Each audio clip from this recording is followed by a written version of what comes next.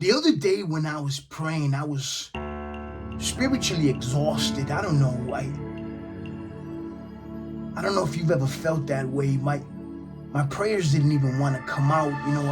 I didn't want to go over that boring list I always feel obligated to say when I pray. At least boring to me. But I said, God, you know what's up. That was my prayer. That was literally my prayer. God, you know what's up. But you know what? I think if you ever prayed that same prayer, God is not offended by that. God knows how you're feeling. Sometimes you don't have to say nothing, Sometimes there's no words to even utter what you're feeling. Check this out. We are in good company because Peter said the same thing. Remember when Jesus was asking him, Peter, do you love me? Peter, do you love me? Peter, do you love me? At the end, Peter was like, God, you know what's up, man. You know all things.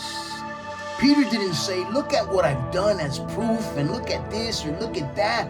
Peter just said, bro, you know my heart, man. I can't fake it. I love you. I do. I love you. I love you.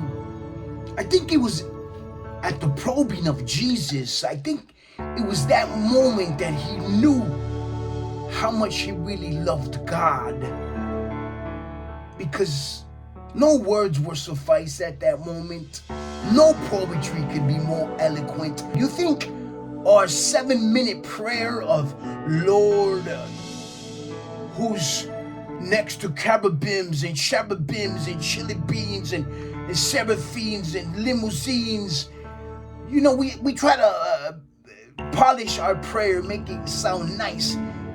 Bro, he doesn't need all that.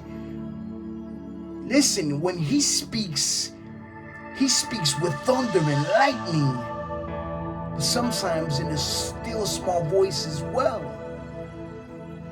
Jesus was probing Peter, do you love me? And Peter was like, yes, Papa, yes, you know I love you.